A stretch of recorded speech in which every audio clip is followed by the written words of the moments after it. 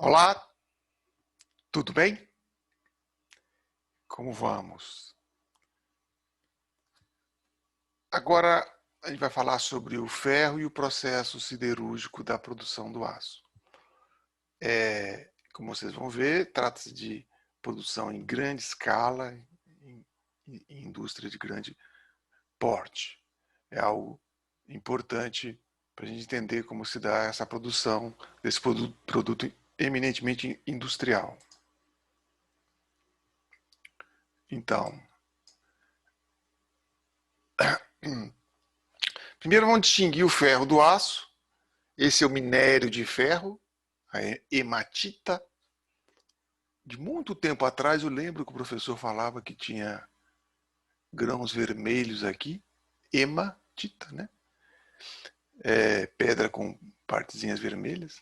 É o minério de ferro mais comum. Quando ele é purificado, dá o ferro fundido. Só que ele não tem as características de resistência e outras características importantes que o aço tem. Então, o aço é produzido em grandes unidades, como a gente vai ver daqui a pouco. Então, é importante distinguir as duas coisas. Nas obras de concreto armado, por muitos anos se falava de ferro, quando na verdade era aço, né? Quase que por tradição. A ferragem se fala, mas é aço. Então a gente tem que saber, como profissionais da área, distinguir. Então, as formas usuais de metais ferrosos são o aço, o ferro fundido e o ferro laminado ou ferro trabalhado. Também foi muito utilizado nas obras de grande porte, inclusive, o ferro trabalhado, da primeira metade do século XIX. No final do século XIX, surgiu os fornos que permitiram fazer aço em grande escala. E ele tem características importantes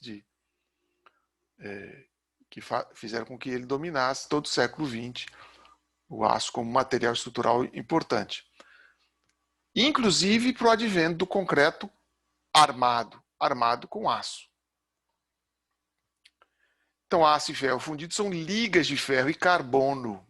O carbono é importante, ele vem do carvão, quando misturado, formando uma liga, ele melhora a resistência do aço. Né? Além disso, tem uma série de outros elementos químicos, que dão propriedades importantes. Por exemplo, a resistência à corrosão é dada pelo cobre. Aqui é um fluxo muito simplificado da produção. Não é nosso objetivo entender isso com profundidade, mas a gente precisa ter algumas ideias de como é que é a produção. Primeiro, como a gente vai ver daqui a pouco, são plantas gigantescas. Né? Então, a origem é o minério de ferro, o carvão e a sucata. A sucata é um ingrediente importantíssimo, porque à medida que você vai tendo sucata e a qualidade da sucata vai melhorando o aço de modo geral. Isso é reduzido, naquele sentido da química, né? Oxidação, redução. Isso é para tirar as impurezas que vêm junto, né? Elementos que não são necessários ou que são prejudiciais a algumas características do aço. E isso vai ao que se chama de aciaria, ou seja, que pode ser elétrica ou de outras formas, para ser refinado. Quando essa composição química está com os percentuais adequados, tem que ser testado, ele entra no que se chama lingoteamento, são feitos lingotes, ou seja, barras, e que por fim elas são laminadas. Notem que ela está rubro aqui para permitir a moldagem, e é essa a produção mais importante, que são os produtos laminados. A partir daqui é que a gente entra na construção civil. Ok?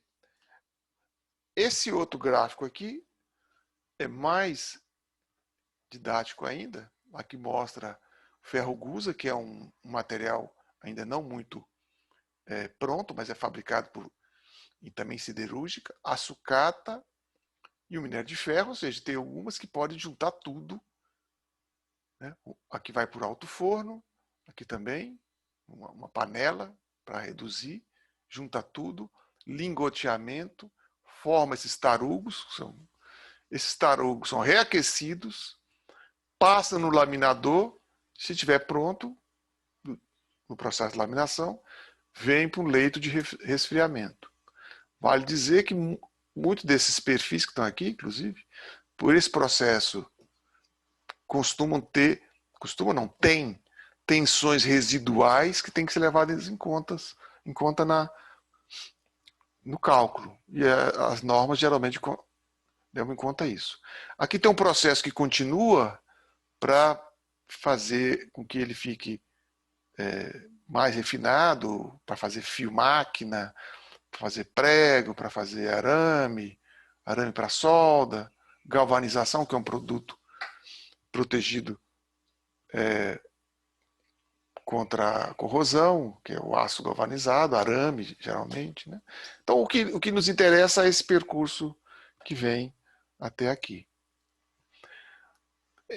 Bom, como a gente falou agora há pouco, o aço é produzido em grandes siderúrgicas. Essa aqui é a Companhia Siderúrgica Nacional de Volta Redonda, na cidade de Volta Redonda.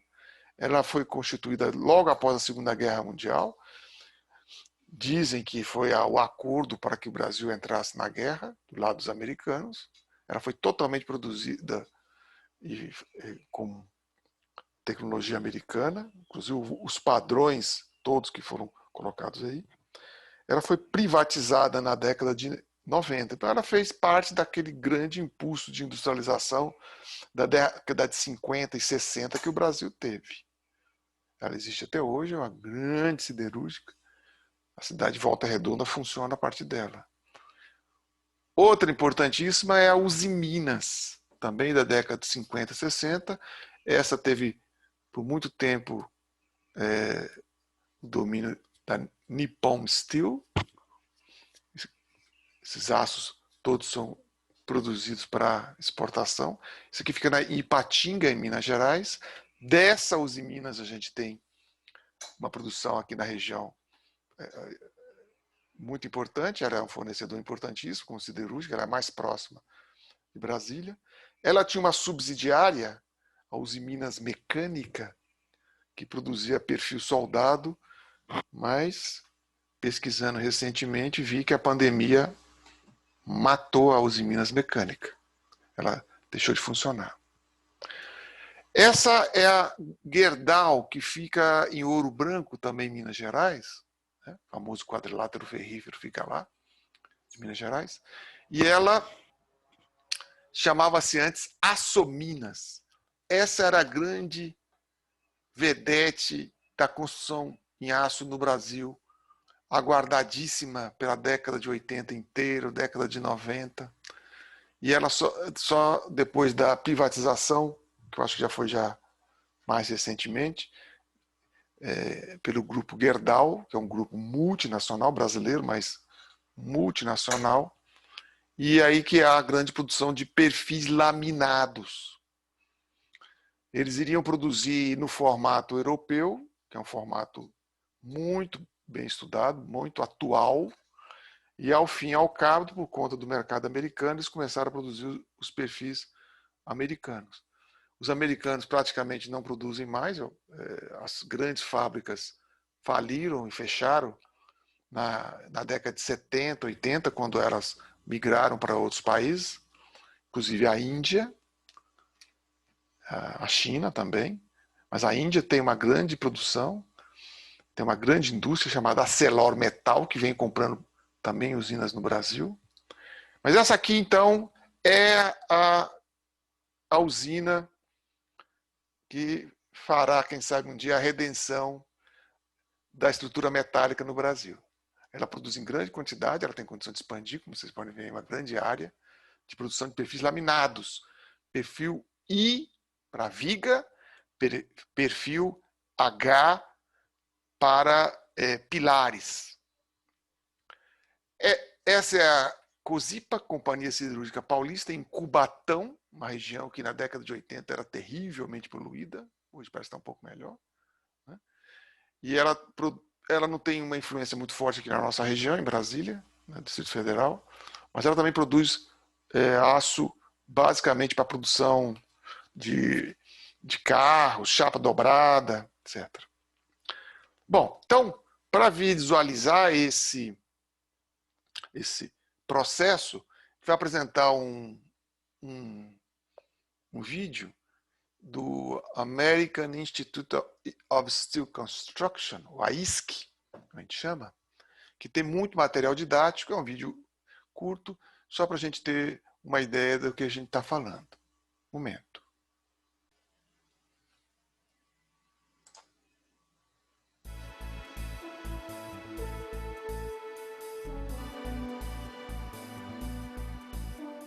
These are the miracles of the modern age.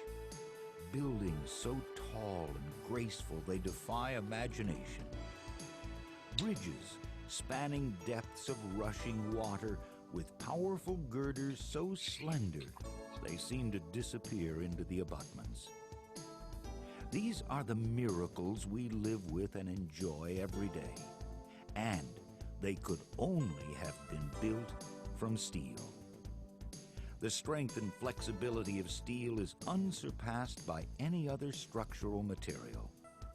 Steel is light, yet it is strong enough to stretch across great distances with longer spans.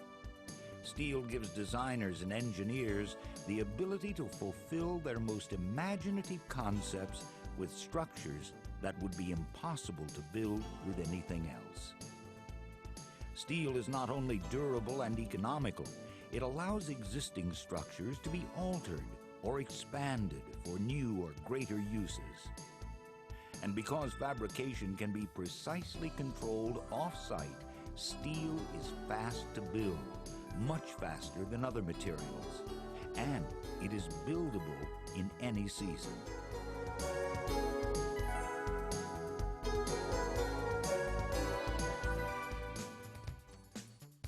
Steel also helps preserve the earth because it is 100% recyclable. And it can be used again and again without losing any of its original strength. In fact, more steel is recycled than all other materials combined. Thanks to the power of contemporary electric arc furnaces, this scrap metal can be transformed into high-quality steel in little more than 3 hours. When it has been fired, refined, and processed, it can become powerful beams capable of supporting modern buildings or bridge spans. This electric arc furnace, consuming about 75 megawatts of electricity, just melted about 125 tons of used cars and other forms of ferrous steel scrap in about 60 minutes. The electricity arcs between the carbon electrodes and the steel scrap in the furnace to produce a heat of molten steel.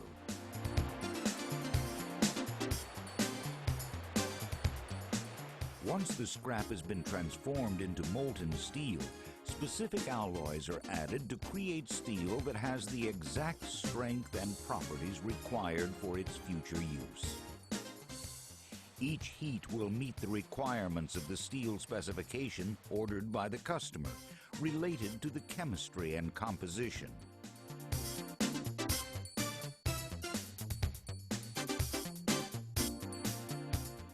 Using electronic microscopes and spectrometers, inspectors scan the steel to ensure that every piece of steel has a uniform and consistent composition.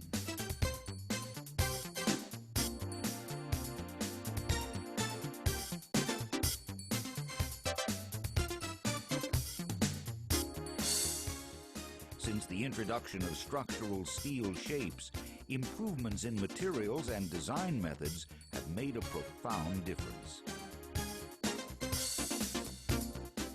If the Sears Tower were built today, it would require 35% less steel than when it was built in 1974. After the scrap has been melted, refined, and tested, the molten steel goes into a bathtub-like container called a tundish. The steel then moves through continuous casters, where it will be made into slabs, billets, blooms, near-net shapes, or beam blanks.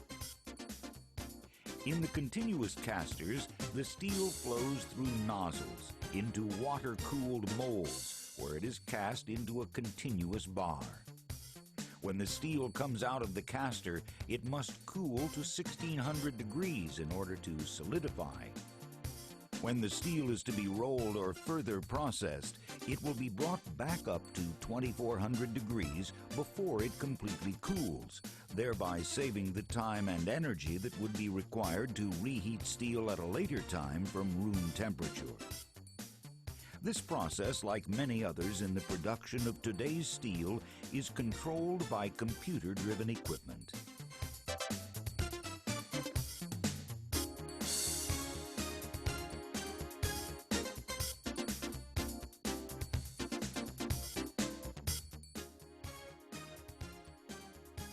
The steel bar then goes through a straightener, and it will emerge as the finished product. Just think, only a little more than 3 hours have passed since this steel was scrap metal. It has been transformed into high-strength steel, saving our precious natural resources and preserving the earth through the use of recycling technology.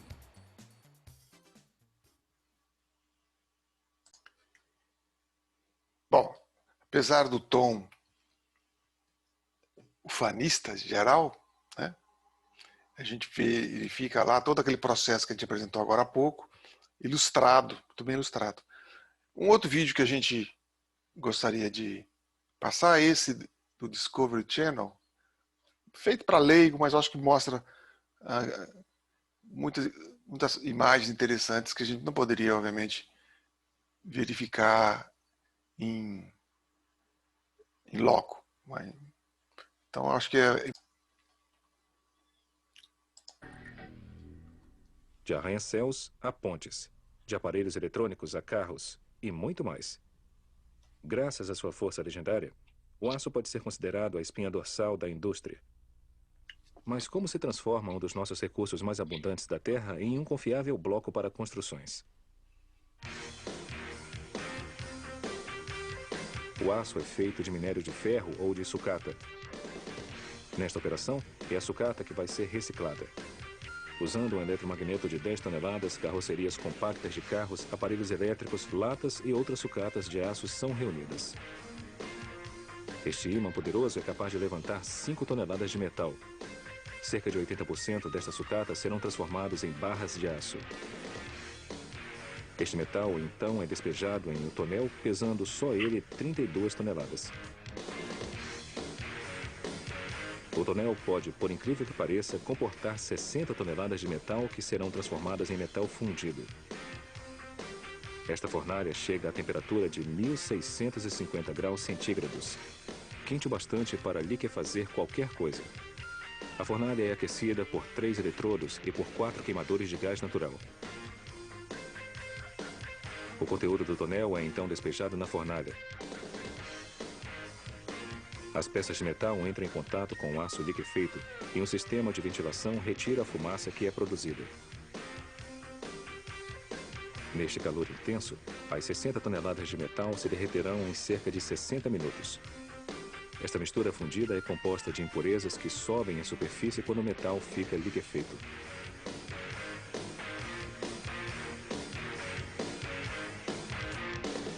Neste estágio, um operário retira uma amostra do aço para determinar sua composição química. A seguir, o dispositivo lança oxigênio para dentro do aço derretido, o que reduz seu conteúdo de carbono, homogeneizando a mistura e acelerando o processo.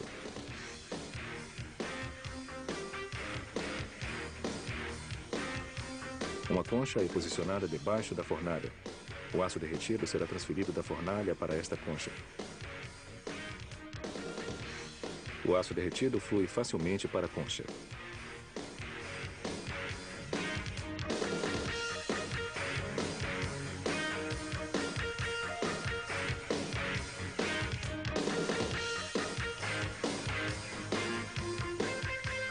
concha pesa 55 toneladas e tem capacidade para 115 toneladas de aço derretido.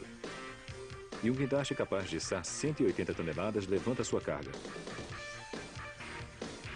São introduzidos aditivos para se obter o tom correto do aço. Aqui, os eletrodos são retirados da concha da fornalha.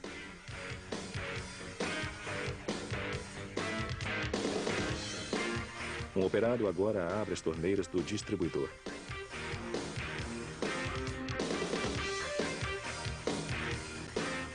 O aço derretido corre para as formas. Ele esfria rapidamente e começa a endurecer.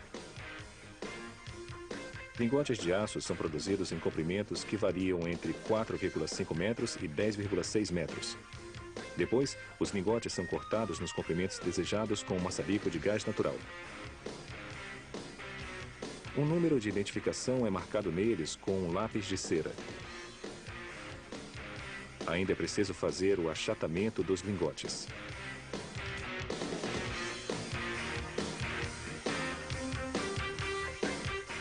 Antes de começar o achatamento, os lingotes são colocados na fornalha para um reaquecimento por 2 horas a 1095 graus centígrados. Jatos d'água esfriam o ejetor de lingotes. Os lingotes são postos no achatador, onde rolos poderosos os comprimem. Esta operação dá aos lingotes a forma e o tamanho desejados. Cilindros resfriados à água comprimem os lingotes. Alguns vão da espessura de 12 centímetros a 14 milímetros, enquanto outros são produzidos de 15 centímetros a 19 milímetros. No final da produção, as barras se deslocam a velocidades que alcançam 35 km por hora. Quando chegam às dimensões desejadas, as barras têm que ser resfriadas. Este leito de resfriamento permite que as barras de aço esfriem de modo uniforme. Um total de 400 mil toneladas de barras de aço é produzido nesta usina todo ano.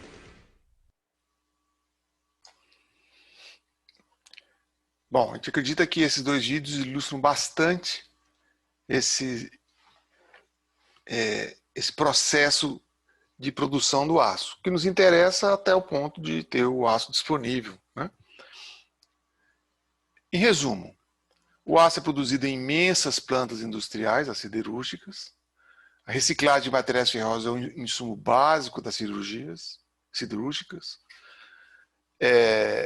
E é importante dizer que à medida que a sucata melhora, melhora também a qualidade do aço produzido. As principais siderúrgicas brasileiras, a Gerdau, que tem a usina de Ouro Branco em Minas Gerais, a Usiminas em Ipatinga, a Companhia Siderúrgica Nacional em Volta Redonda e a Companhia Siderúrgica Paulista. Essas são as que têm mais contatos aqui com a gente. É importante conhecê-las porque elas são a fonte primária das informações da produção e do tipo de disponível de aço e de perfis e de produtos em geral. Então é importante conhecer essas siderúrgicas. Muito bem. Muito bem. Então essa é, em resumo, a produção de aço de uma maneira bem simples e sintética. Para quem estiver mais interessado, a gente vai colocar um texto para aprofundamento daqueles que se sentem motivados a conhecer com mais profundidade como que é feita a produção do aço. Ok? Até muito breve.